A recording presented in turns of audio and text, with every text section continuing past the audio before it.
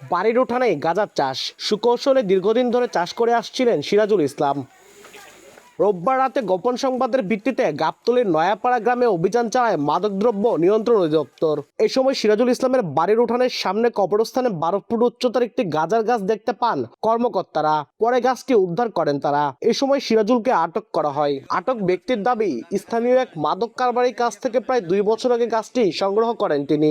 আমরা তো কোনোদিন গাছ দেখিনি, এটা কি গাছ? এই অভিযানটা যেন মাঝে মধ্যে চালানো হয়। এলাকায় মাদক মুক্ত হোক, আমাদের সন্তানেরা ভালো হোক। সিরাজুল এলাকায় মাদক কারবারি হিসেবে পরিচিত।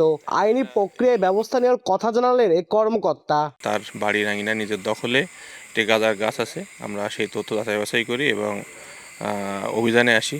তো অভিযানে এসে আপনাদের উপস্থিতিতে এবং যে নিরপেক্ষ সাক্ষী ছিল তাদের উপস্থিতিতে আমরা এই 12 ফিট দৈর্ঘ্য একটি গাঁজার গাছ, যেটি ছোট একটি বাঁশ দিয়ে সংরক্ষণ করা হয়েছে সযত্নে।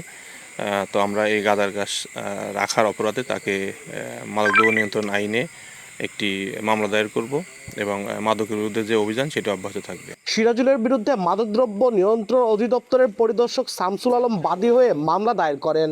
এরপর তাকে গ্রেপ্তার দেখায় পুলিশ। আব্দুল আউয়াল, সময় সংবাদ, বগুড়া।